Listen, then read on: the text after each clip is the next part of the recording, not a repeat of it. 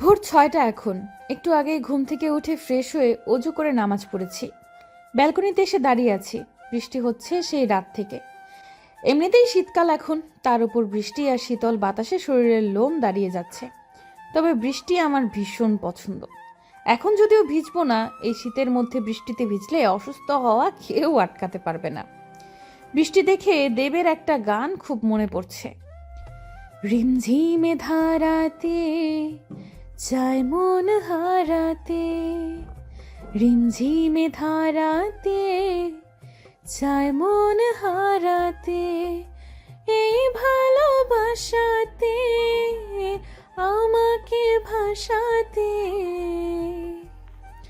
এলো মেঘ যে এলো ঘিরে বৃষ্টি সুরে সুরে শোনায় রাগিনী, মনে স্বপ্ন এলো মেলো এই কি শুরু হলো প্রেমের কাহিনী।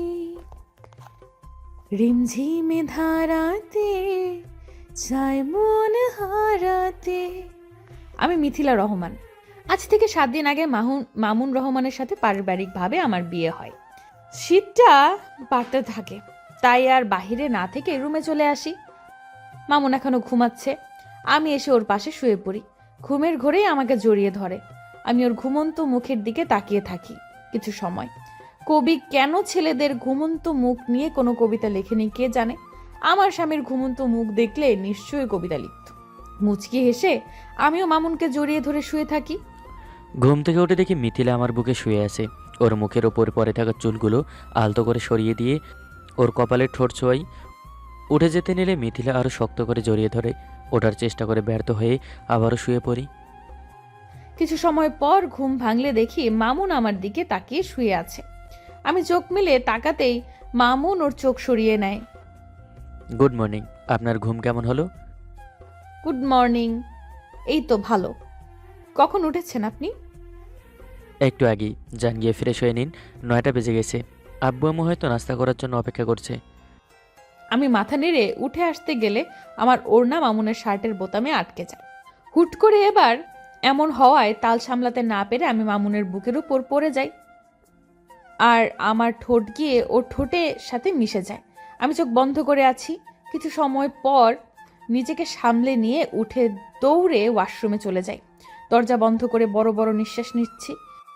একটু আগের কথা মনে পড়তেই লজ্জা করছে। আয়নার সামনে দাঁড়িয়ে ঠোঁটে হাত রেখে মুচকে হাসছি। একটু আগে আমার এই ঠোঁটে মামুনের ঠোঁটের ছোঁয়া পেয়েছে। একা একাই হাসতে থাকি। কিছু সময় পর মিথিলা ফ্রেশ হয়ে আসলে আমি ওয়াশরুমে এসে ফ্রেশ হয়ে রুমে এসে চেঞ্জ করে মিথিলাকে নিয়ে চলে আসি নিচে। আব্বু আম্মুর সাথে বসে দুজনে নাস্তা করে নিই। অফিস থেকে ছুটি নিয়ে আসায় আজ আর অফিসে যাওয়া লাগবে না। আজকে আজকেই শেষ ছুটির দিন। রুমে এসে ল্যাপটপ নিয়ে মুভি দেখতে থাকি। মিথিলা রুমে এসে আমার থেকে একটু দূরে বসে। আমি একবার ওর দিকে তাকিয়ে আবার মুভি দেখতে থাকি। বাইরে এখন ঝিরিঝির বৃষ্টি হচ্ছে। আজকে মনে হয় বৃষ্টি আর থামবে না। কেন? বৃষ্টি থামলে কি হবে? বাইরে যাবেন নাকি? বৃষ্টি না থাকলে যাওয়া যেত। কাল রাত থেকে বৃষ্টি হচ্ছে। রাস্তায় হয়তো হাঁটু সমান পানি হয়ে গেছে।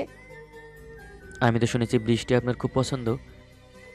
বৃষ্টি পছন্দ, কিন্তু এমন সারাক্ষণ না। আর এখন তো শীতকাল, বৃষ্টিতে কি ভেজে যাবে? বৃষ্টিতে ভিজতেও হবে না। কতটা ঠান্ডা পড়েছে দেখেছেন? অসুস্থ হয়ে যাবেন। অসুস্থ হলে আপনি সেবা করবেন না আমায়? আপনি ইচ্ছে করে অসুস্থ হলে করব কেন? আপনি না বড্ড পচা। এই 7 দিন আমাকে একটুও বুঝতে পারুন? হুম, বুঝবো না কেন? আপনি আমার লাইফের অংশ এখন। আপনাকে না বুঝলে কাকে বুঝবো? মুভি দেখবেন? আমি মাথা নাড়ি।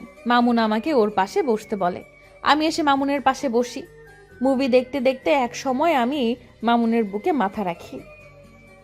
মামুনও আমাকে এক হাতে জড়িয়ে ধরে। দুজন বুঝতেই পারিনি কখন একে অপরের এতটা কাছে চলে এসেছি। মুভি দেখতে দেখতে আমি মামুনের বুকেই ঘুমিয়ে পড়ি। মিথিলার দিকে তাকিয়ে দেখি ও ঘুমিয়ে গেছে। আমি ভালো করে আমার বুকে নিয়ে শুয়ে পড়ি খুব সাবধানে। ল্যাপটপ একপাশে রেখে মুভি দেখতে থাকি।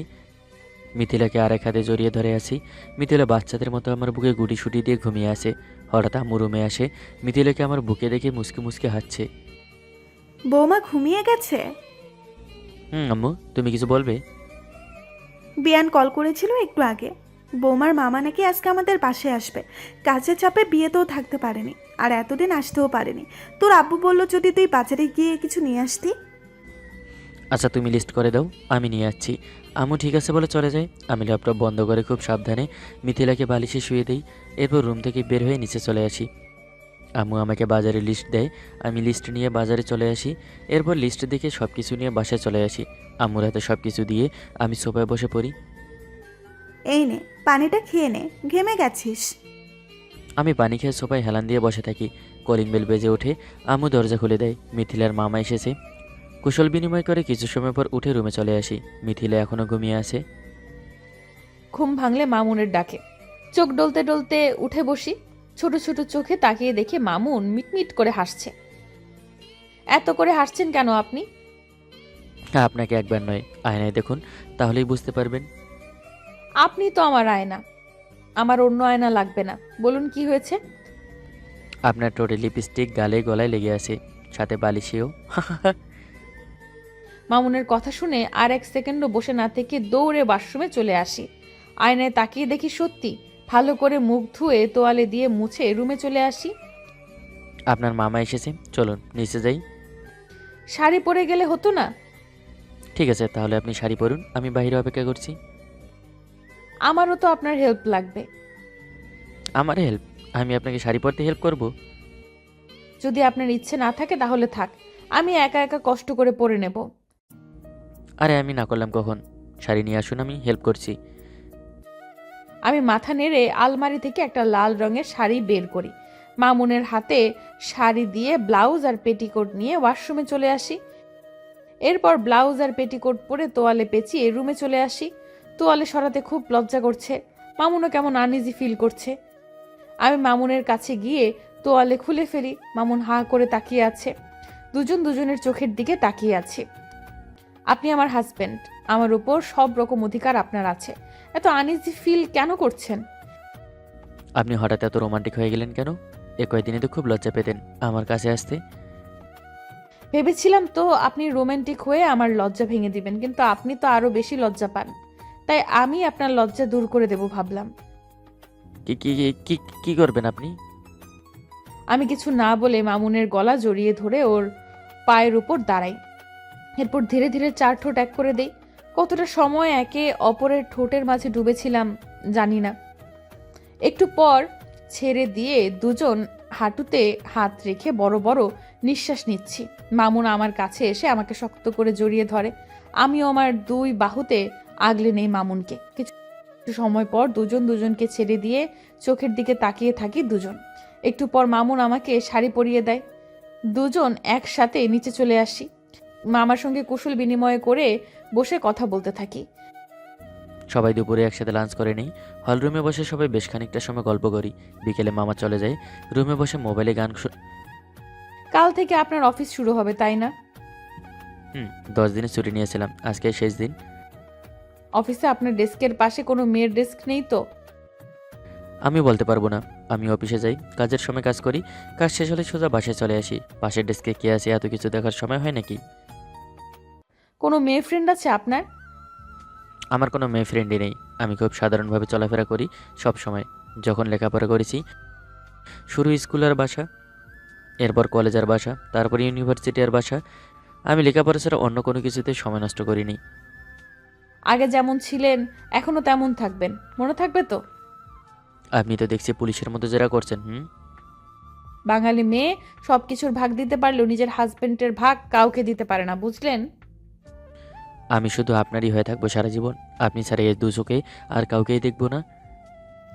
আমি মামুনের পাশে বসে বুকে মাথা রাখি। মামুন মোবাইল রেখে আমাকে জড়িয়ে ধরে। এই বুকটাই যে আমার সবচেয়ে নিরাপদ আশ্রয়। এই বুকে থাকলে কোনো ভয়ই আমার আশেপাশে আসতে পারে না। কাল থেকে তো ব্যস্ত হয়ে যাবেন, চলুন না কোথাও থেকে ঘুরে আসি। ঠিক আছে, তাহলে রেডি হয়ে নাও। দুজনে ম্যাচিং করে ড্রেস বের করে পরে নেই। রুম থেকে বের হয়ে নিচে চলে আসি। কিরে, তোরা কি কোথাও যাচ্ছিস? একটু বাইরে থেকে ঘুরে আসি আম্মু, কাল থেকে তো আবার অফিসে ব্যস্ত হয়ে যাব। ঠিক আছে, সাবধানে যাস। আর বেশি লেট করিস না, শীত পড়ছে খুব। বলে বসা থেকে বের হয়ে একটু হেঁটে রিক্সা স্টানে এসে একটা রিক্সা নিয়ে উঠে বসি। মামুন এক হাতে আমাকে জড়িয়ে ধরে বসে আছে। কিছু সময়ের মধ্যে চলে আসি হাতিরঝিল ব্রিজের কাছে। রিক্সা থেকে নেমে ভাড়া দিয়ে হাত ধরে হাঁটছি দুজন। একটু পর একটা জায়গায় বসে পড়ি। বাদামওয়ালা এসে জিজ্ঞেস করে বাদাম নিব কি না। মামুন 20 টাকার বাদাম নেয়। দুজনে বসে বাদাম খেতে খেতে গল্প করতে থাকি। এর আগে এখানে অনেকবার এসেছি, কিন্তু জায়গাটা কখনো এত সুন্দর মনে হয়নি। কিন্তু আজকে আপনি আমার পাশে থাকায় সব কিছু কত সুন্দর লাগছে। একা একা ঘুরতে ভালো লাগে নাকি? চুপচাপ এক কোণে বসে থাকতে হয়, না তো কথা বলার কেউ থাকে, আর না বসে থাকতে ভালো লাগে। এখন থেকে আর একা একা ঘুরতে হবে না। আপনি আছেন তো? বৃহস্পতিবার হাফ ডে অফিসের, আর শুক্রবার এমনি বন্ধ। এই 2 দিন আপনাকে নিয়ে ঘুরতে আসা যাবে। সারা জীবন এমন করেই আঁকলে রাখবেন তো, যতদিন বেঁচে আছি? রাখবো। যখন আমার বুড়ো বুড়ি হয়ে যাব, আমাদের ছেলে মেয়ে বিয়ে দিয়ে দিব, তখনও তোমাকে নিয়ে এইভাবে ঘুরতে আসবো। আমি মামুনের হাত জড়িয়ে ধরে কাঁধে মাথা রাখি। দুজন প্রায় সন্ধ্যা পর্যন্ত ঘুরোঘুরি করি। সন্ধ্যা যত ঘনিয়ে আসছে শীতের তীব্রতাও বাড়তে থাকে। তাই আর না ঘুরে বাসায় চলে আসি। আম্মু রাতে রান্না করার জন্য সবজি কাটাকাটি করছে। আম্মু কি করতে হবে আমাকে দিন, আমি করছি। আমি করে নিচ্ছি মা, তুমি গিয়ে সোফায় বসো। আমি বাকি বউদের মতো পায়ের উপর পা তুলে বসে থাকবো আর আপনি কষ্ট করবেন আম্মু? আমি আপনার বউ না, মেয়ে হয়ে থাকতে চাই। আয় মা, এখানে বস আমার পাশে। আমি আম্মুর পাশে বসে পড়ি। আম্মু আমার কপালে চুমু দিয়ে বুকে জড়িয়ে ধরে। এরপর আমি আর আম্মু রাতের রান্না শেষ করি। রুমে বসে ল্যাপটপে কিছু মেল চেক করছি। বস কিছু ফাইলের কাজ দিয়েছে, কাল নাকি এগুলো লাগবে, তাই সময় নষ্ট না করে কাজগুলো শেষ করে নিই। বস আমাকে খুব বিশ্বাস করে আর ভালোবাসে, তাই বস কিছু বললে আমি না করতে পারি না। কাজ শেষ করে ল্যাপটপ বন্ধ করে বসে আছি, তখনই রুমে মিথিলে আসে। হয়েছে। কি করছিলে এতক্ষণ? করে আম্মুকে রান্নার কাজে সাহায্য করছিলাম। ব্যালকনিতে চলো একটু। এই শীতের মধ্যে ব্যালকনিতে কেন? 5 মিনিটের জন্য প্লিজ। মামুন আমাকে নিয়ে ব্যালকনিতে চলে আসে। আমাকে পেছন থেকে জড়িয়ে ধরে আমার কাঁধে ওর থুতনি রাখে। এই শীতের মধ্যে রোম্যান্স করবে ব্যালকনিতে? না, চাঁদের দিকে তাকালে কি মনে হয় জানেন? কি মনে হয় শুনি, বলেন। চাঁদের দিকে তাকিয়ে মনে হয় আপনার রুমে আপনার রূপের হালকা ছোঁয়াচ ওই চাঁদটা। আপনার আলোয় আলোকিত মনে হয় ওই চাঁদটাকে। চাঁদের আলো তো সব কিছুর চেয়ে সুন্দর হয়। মোটেও না, আমার বউ সব কিছুর চেয়ে সুন্দর। ঠিক আছে, মেনে নিলাম। এখন রুমে চলেন, শীত করছে। আমি মিথিলাকে কোলে তুলে নিয়ে রুমে চলে আসি। মিথিলা আমার গলা জড়িয়ে ধরে আমার দিকে তাকিয়ে আছে। আমিও তাকিয়ে আছি ওর মায়া ভরা দুটি চোখে। চোখে চোখে কথা হতে থাকে দুজনের হুশ আর আম্মুর ডাকে। আম্মু খাবার জন্য ডাকছে। মিথিলাকে কোল থেকে নামিয়ে নিচে চলে আসি। এরপর সবাই একসাথে রাতের খাবার খেয়ে নিই। হলরুমে বসে আছি আমি আর আব্বু। মিথিলা আর আম্মু সব কিছু গুছিয়ে রাখছে। কিছু সময় পর আব্বু আম্মু তাদের রুমে চলে যায়, আমরাও রুমে চলে আসি। দরজা বন্ধ করে লাইট অফ করে ড্রিম অন করে শুয়ে পড়ি। দুজনে মুখোমুখি হয়ে শুয়ে আছি। চারটা চোখ নিজেদের দেখতে ব্যস্ত। আপনার চোখ দুটোতে এত মায়া কেন? আমাকে শুধু আপনার দিকেই টানে। আপনার চোখ দুটোতে আরও বেশি মায়া। আমার চোখই ফেরে না আপনার ওই চোখ থেকে। সারা জীবন এইভাবে আমার দিকে তাকিয়ে থাকবেন তো? কত শত যে অনুভব আপনার হাসিতে, গল্প লিখতে ইচ্ছে হয় বারবার। আমার যত শূন্যতা ছিল সবই আজ পূর্ণতা পেয়েছে, শুধুমাত্র আপনার ছোঁয়াতে। আমার জীবনের সকল শূন্যতাও আপনার ছোঁয়ায় পূর্ণতা পেয়েছে। জীবনের কোনো ভুল করিনি আপনার মতো একজন আসবে বলে। আপনি ঠিক রূপকথার গল্পের রাজকুমারের মতো আমার জীবনে এসে আমার সকল শূন্যতা পরিপূর্ণ করে দিয়েছেন। আমার না খুব রোমাঞ্চ পাচ্ছে। আপনার কি সেম? আমি মুচকি হেসে মামুনের বুকে মাথা রাখি। মামুন আমাকে ওর বুক থেকে তুলে আমার কপালে কিস করে। এরপর ওর হাতে আঙুল দিয়ে মুখের ওপর স্লাইড করতে থাকে। আমি চোখ বন্ধ করে ফেলি। নিঃশ্বাস ক্রমশ ভারী হতে থাকে। আমি মামুনের টি শার্ট খামচে ধরি। মামুন ধীরে ধীরে আমার ঠোঁট নিজের দখলে নিয়ে নেয়। রুমে শুধু দুজনের নিঃশ্বাসের শব্দ শোনা যাচ্ছে। আমি বেডের চাদর খামচে ধরে আছি। পুরো শরীরে বিদ্যুৎ বয়ে যাচ্ছে। একটা কম্বল দুজনে জড়িয়ে হারিয়ে যায় একে অপরের মাঝে। কিছু সময় পর একে অপরকে জড়িয়ে ধরে ঘুমিয়ে পড়ি। সকালে ঘুম থেকে উঠে দেখি মামুন এখনো ঘুমিয়ে আছে। আমি উঠে গোসল করে নেই। ঘুম থেকে উঠে দেখি মিথিলা পাশে নেই। ওয়াশরুম থেকে পানির শব্দ হচ্ছে। বুঝলাম গোসল করছে।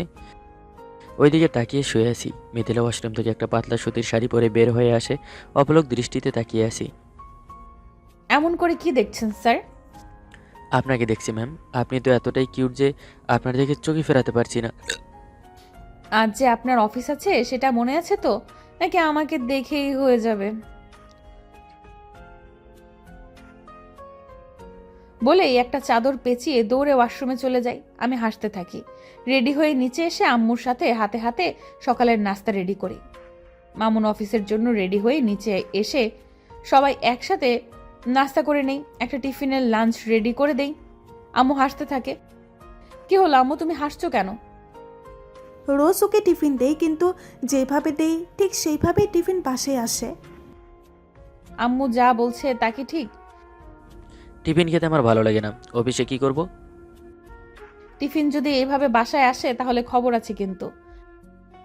তুই পারবি মা এটা ঠিক করতে? আমার তো কোনো কথাই শোনে না। আচ্ছা হয়েছে, আজকেই সব নালিশ করে ফেলবে। আমার অফিসের জন্য লেট হয়ে যাচ্ছে। আমি টিফিন মামুনকে দেই। মামুন চলে যায়। আমি আম্মুর সাথে সব কিছু গুছিয়ে রুমে এসে শুয়ে থাকি। অফিসের বাসা করে কেটে যায় 3 মাস। বিকেলে সবাই হলরুমে বসে গল্প করছি। হঠাৎ মিথিলা মাথা ঘুরে আমার উপর পড়ে যায়। আমি মিথিলার মাথা আমার কোলে রেখে ডাকতে থাকি। ভয়ে আমার হাত পা কাঁপছে। সময় নষ্ট না করে তাড়াতাড়ি হসপিটালে নিয়ে চল। আমি মিথিলাকে কোলে নিয়ে বাসা থেকে বের হয়ে গাড়ি নিয়ে হসপিটালে চলে আসি। ডক্টর মিথিলাকে একটা কেবিনে নিয়ে যায়। কিছু সময় পর বলে, ভয়ের কিছু নেই, মিষ্টি ব্যবস্থা করুন, আপনি বাবা হতে চলেছেন। আর মিথিলার সেন্স ফিরেছে। ঠিকমতো না খাওয়ার জন্য এমন হয়েছে। আম্মু মিথিলার রুমে যায়। এখন কেমন লাগছে মা? ভালো আম্মু। কি হলো ডক্টর আম্মু? খুশির খবর, তুই মা হতে চলেছিস। আমাদের ঘর জুড়ে তোদের বাবু আসছে। আম্মুর কথা শুনে আমি খুব খুশি, সাথে সাথে লজ্জাও করছে। আম্মু আমার কপালে চুমু দিয়ে চলে যায়। তখনই মামুন আসে, এসে আমাকে জড়িয়ে ধরে। আমিও মামুনকে জড়িয়ে ধরি। আজ আমি খুব খুশি, কিন্তু তুমি তো আমাকে ভয় পাইয়ে দিয়েছিলে। ডক্টর বলল তুমি নাকি ঠিকমতো খাওনি। আমি অফিসের কাজে বিজি ছিলাম বলে তোমার খেয়ালও রাখতে পারিনি। নেক্সট টাইম আর এমন হবে?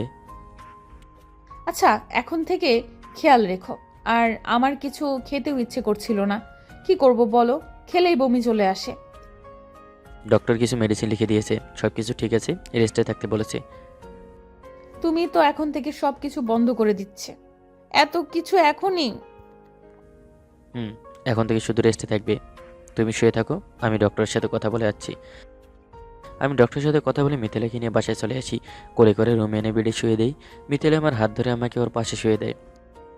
আমার গলা জড়িয়ে ধরে বুকে মাথা রাখে। আমি মিথিলার মাথায় কিস করে বুকে জড়িয়ে ধরে শুয়ে থাকি।